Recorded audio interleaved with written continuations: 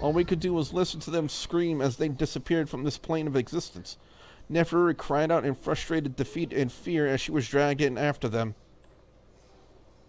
As I looked on, frozen in shock, Michelle gave a choked sob. Rose shook her head somberly as Kyo put her hands over her eyes. Even Tessa lowered her eyes to the ground in dismay as I sighed deeply. Bunny. Mizuki. They just charged towards her. They didn't even try to fight back as... I think we can safely thank the royal pain for that. No. If only my acceleration mode hadn't shut down when it had, I'd still have been fast enough to... These assault modes probably put a lot of stress on our brains, Rose. And with you having to process so much so fast, the shutdown's probably to protect your brain and... Whoa! Without warning, a massive burst of energy surged out of the tear in space. The shockwave made me feel sick to my stomach, and I fell down to my knees. What was that? Looking back at Tessa, I saw her collapsing to her knees too, but I also realized that she was beginning to shrink back down. And as I looked down at my body, my heavily muscled physique started dwindling in size and strength. Something's wrong. The energy being released is canceling out your assault modes. But the only way that could happen is if... As we were all returned to our normal states, a massive vortex of light erupted from the rip in space. It was like every tornado that ever existed all wrapped up in one, only 1,000 times more powerful. The vortex was expanding in size and strength, and as it grew, everything in its path, even the air, broke down into nothingness. I'm guessing this is bad. I'm guessing that we should run. I'm guessing that you're both right. So let's move! I didn't bother guessing anything. I just sprang to my feet and ran alongside my friends, trying to put distance between us and the force of destruction that had been unleashed. Michelle, what's going on? What is that thing? Something that I didn't even think that was possible. It's the old man's worst fears come true. Time and space are breaking apart completely, along with every natural physical law that holds the world together, and... No, the lab! My glance shot back over my shoulder, just in time to watch a massive vortex ripping apart the lab that had once been Mizuki and Bunny's base. Along with it, the time window that was our only way back home. Keep moving, everyone. The effect is getting worse. Rose wasn't kidding. As we continued to run for our lives, the landscape began to crack apart, and so did the sky. It was breaking into what I could only describe as a patchwork quilt of different skies. One patch was blue and serene, other was red and grim, another held dark clouds and more. The ground was changing as well. We went through different bands of weather, including rain and snow and even flaming stones from the sky, and the ground shifted from stone to molten lava to glacial ice and more. All seemingly at random. What is all this? Why is this happening? Because time is completely breaking down. Time is what keeps everything from happening at once. But because Neferuri pushed everything so far, it's all falling apart. Look, natural events are happening in an endless loop, or running in reverse. The past and future are colliding. An ice age and a molten inferno at the same time, and worse. Then we better not stick around. Michelle, is there any way for Grandpa to open the time window to here? Get us out of here. Since it was linked to the other time window, then... I can't! I've already tried! Grandpa? I'm not sure how, but from what I can tell from our sensors, our time window is inhibiting the breakdown. Keeping it from progressing into our time, but it's taking all the power we have to make that happen. Even though I'm registering the future on our sensors, I can't open the time window to anywhere! Don't give up on me, old man. We tried something. Michelle's avatar was broken up by static, and an instant later, it broke up completely. Michelle? Michelle! Tensei! Come in, please! Well, there was no response. Nothing at all. Nothing but the roar of utter destruction, a monstrous, implacable thing that was ripping apart everything. We all slowly ground to a halt in despair and exhaustion as we turned back to look at the annihilation surging towards us. Aye. This is it, isn't it? Rose's words were not a question. There was no doubt in her voice, no fear. Nothing but resignation to the reality that we were all about to die. Say dits. I know. This is all totally my fault, isn't it? This is all happening because of me. I'm the one who threw away the bombs. If I hadn't done that, then... Actually, I just wanted to say, I'm sorry for being such a jerk. Kyo looked at Tessa in surprise as Rose shook her head and as our doom approached. I just can't believe that this is how it ends. All our technology, our weapons, and there's nothing we can do.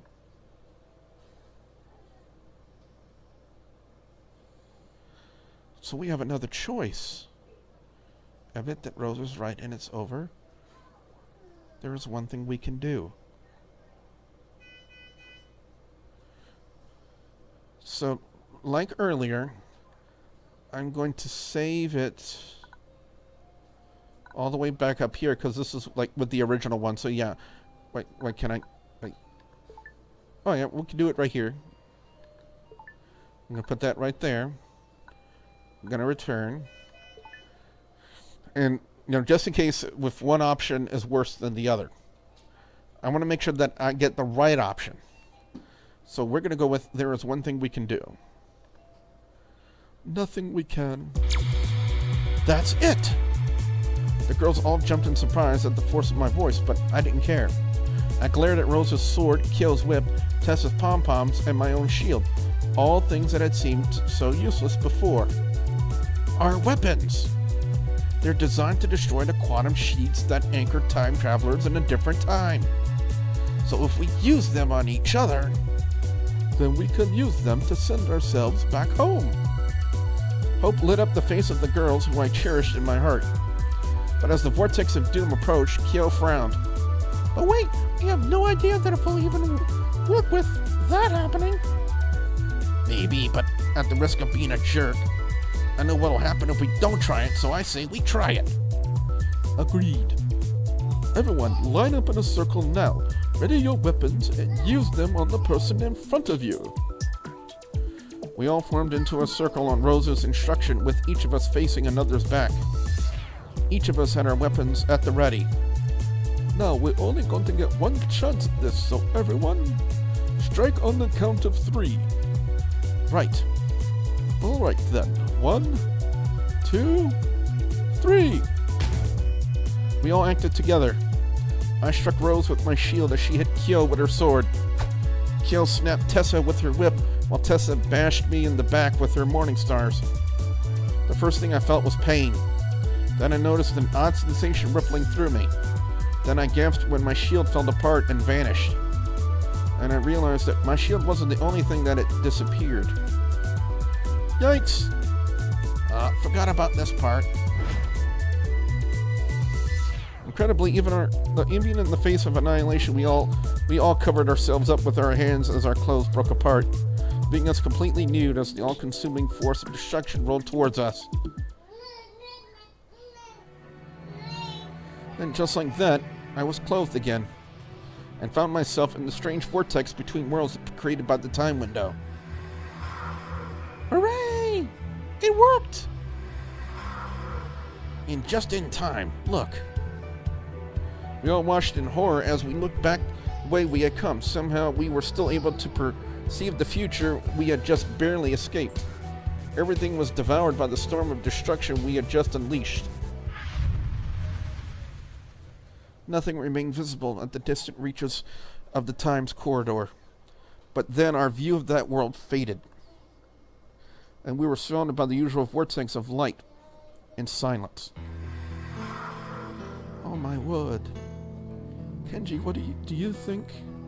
Did we just see the end of the entire universe?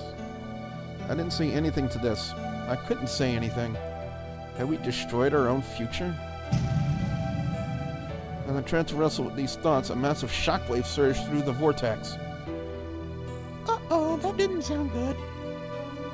Yeah, well, that looks a lot worse. As Tessa pointed back the way we had came, I cringed at the sight of the wormhole collapsing behind us.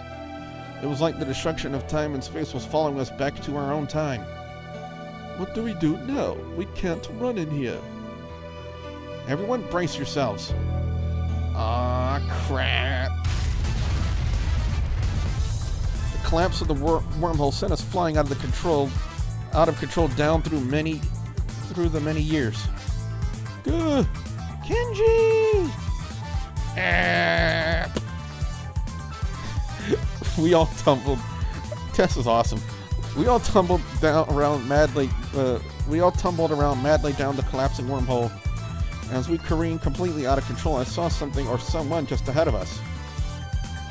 It was a female form that looked like she was asleep. I had just enough time to think about who it looked like before I and the others crashed into it. And my worldview exploded into white. Before long, the white was suddenly replaced by the sight of steel and blinking lights, of familiar equipment and humming sounds. And then came the sensation of me crashing into someone very large and soft just before other large and soft somethings came crashing down on my head. Kenji! Girls! You're back! You all made it! I tried to see if something in reply, but I was too busy trying to breathe around what could only be a massive pair of boobs that were smothering my head and shoulders. Fortunately, the others didn't have the same problem. We did it! We're here! We're home! We're alive, and all in one piece. Yeah, and hey! We're not drunk. I mean, I'm still me, and I'm not going all crazy like usual. I guess the quantum guards were able to protect you from that effect, though I wouldn't take them off for a while, and... Wait, Kenji? Are you alright? Why don't you say something? Moon air, please. Come on, everyone, let's get up. The girls all clambered off of me, and I heaved in some deep breaths. But as I did so, the others looked down beneath me. Were dumbstruck to see the owner of the near-endless cleavage as I had just pulled my face out of. Oh my. No way. Is that... But...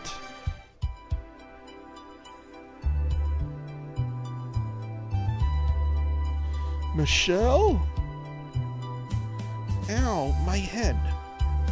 It was Michelle, wearing the regular clothing she had been wearing when she was pulled into the time window, instead of the time suit shown by the window's projection. And her top was being strained to the absolute limits and beyond by enormous heaving boobs that were about the size of beach balls, maybe even bigger. But more importantly, she was a flesh and blood human being. Not a projection of the time window, not an avatar showing over our communicators. A real person.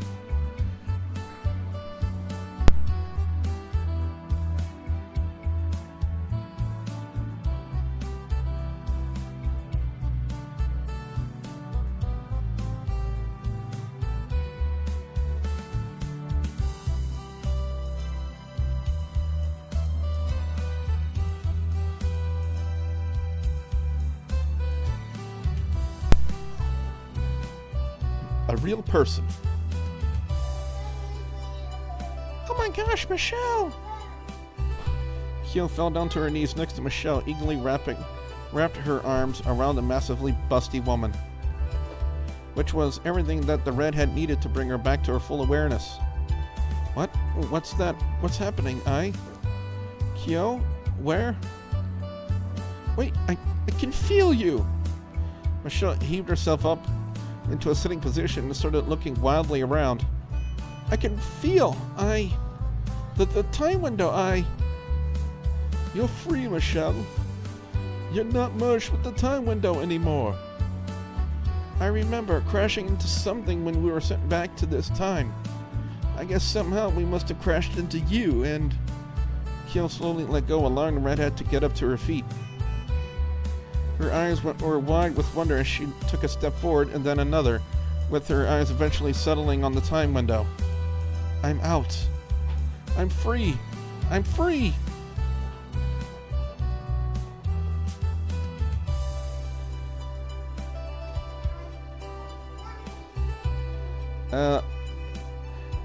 Let me save it so we can do... There might be 2 different endings. So I'm going to save that here. Return. Let's go over and hug her. I felt tears welling up in my eyes as I hovered over to Michelle. I guess my opinion of her must have changed a little, or maybe it's just that I felt sorry for her being in such a helpless predicament. But either way, I didn't care what the others thought. I threw my arms around her in a big, squishy hug. Michelle, I'm so glad to see you back with us. I was quickly reminded of how much bigger she had gotten now that she was free of the time window. I almost felt like I was sinking into her curves. She held me back tightly and spoke softly in reply. Thanks so much, Kenji. It means a lot. Michelle beamed a smile at me as I gently pulled away from her before heading back over to Grandpa and the others. Michelle rushed towards Rose and Kyo and wrapped her arms around them as I, Tessa, and Tensei looked on. Welcome back, Michelle. I thought I'd be trapping that thing forever. I thought that I... There, big girl. It's all gonna be okay now. As I was considering whether to join in, I noticed Grandpa frowning a bit before turning and leaving the time window room. Surprised, I moved to follow him. As I left the time window room behind, I found him making his way towards the cafeteria. Grandpa? Kenji? I thought you'd be with Michelle and the others. And what about you? Shouldn't you be there as well? Grandpa gave a sad smile. I don't belong in there with the others. Why? Aren't you glad that Michelle is back? You may not believe it, Kenji, but yes, I'm very glad to have her back. And I don't think that she would have believed it. I don't think that she would believe it or would be willing to tolerate my presence. Not after everything that's happened. Or everything that I've done. What? But Grandpa, I hated her, you know, for constantly pushing everything too far, for putting you all in danger needlessly. And to be honest, I truly did believe that time itself had punished her for meddling with the universe, that she ultimately deserved whatever fate she faced. But now she's here, and free again, and I have to be honest, Kenji, I'm still angry about a great deal that she did. So I decided it's best to remove myself from the situation, lest I ruin it for everyone else. Of course, that's not the whole story. What? What do you mean? What I mean is that it was working. The quantum causality loop, it was allowing Neferui to reconstruct time itself. And if we hadn't interrupted her, those changes would have most likely have become stable. I had decreed that theory impossible. I feel stupid. Too dangerous to risk using, and yet it... And you were right, old man. Michelle's voice caught me by surprise as I turned around to see her and the other girl standing in the hallway. Michelle looked at my grandfather with a solemn expression, something that seemed to confuse him. Wait, what do you mean? The world was changed. From what I could tell, the only reason things went wrong was because Neferui was pushing things too far, and... Yeah, I know that, and I also saw the consequences of pushing things too far. Old man, I always thought you were an idiot for not pushing things as far as possible. I always thought that time was a river, and that no matter what we did, no matter what actions we took, it would keep flowing. And whatever damage we did to it, time would ultimately be able to repair it. But I saw our entire world completely destroyed. The paradox Neferui was creating was so pervasive that the only way the Earth could have survived it was to move it outside of time. So yeah, you were right about how dangerous tampering with time could be, old man. And there are limits to how far we can push things, so we all saw the end result of doing that.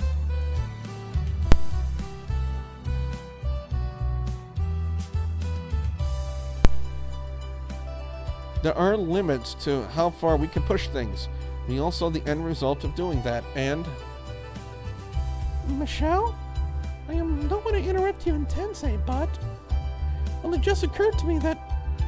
Does what happened in the future Does that mean that it's actually gonna happen to us?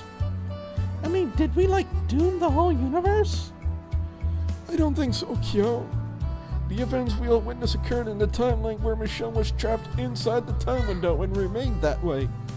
But as we can all see, time has changed.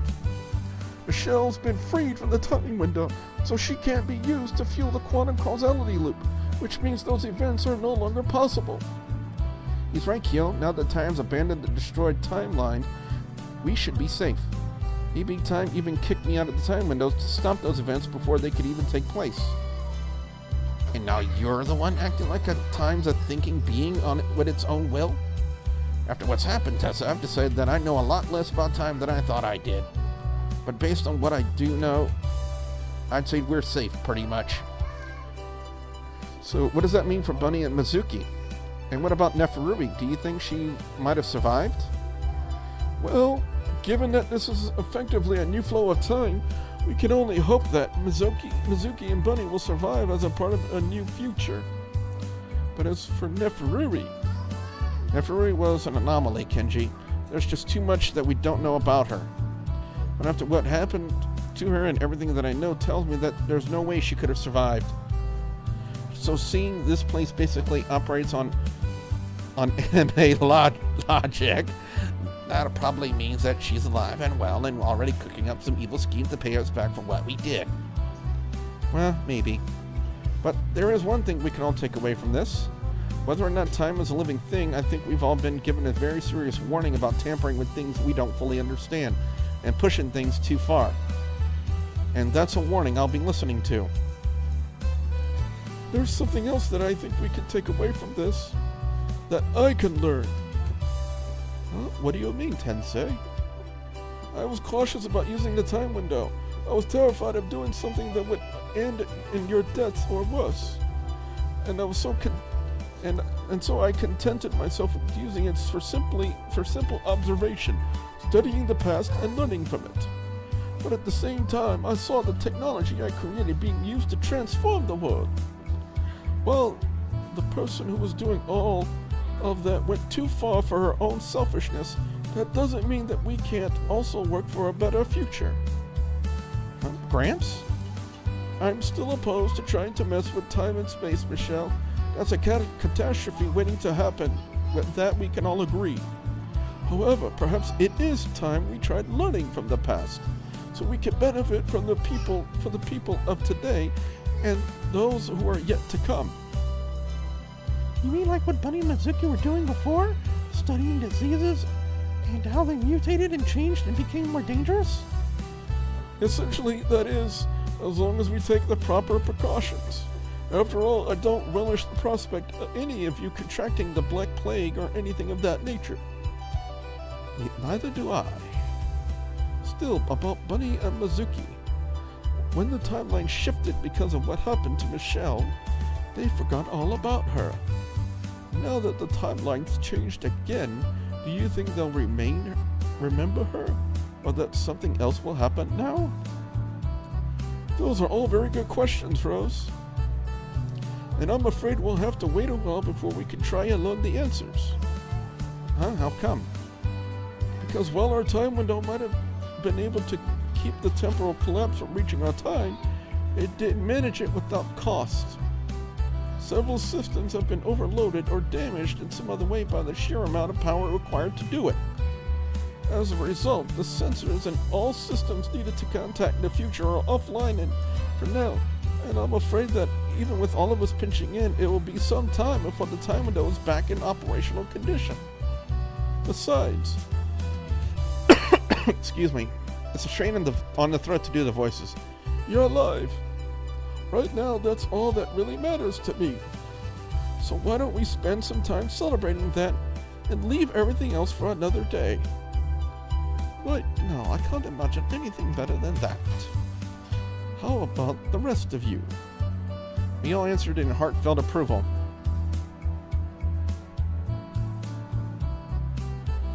Rose and Kyo clustered closely to Michelle as tears of joy and relief streamed down her face again.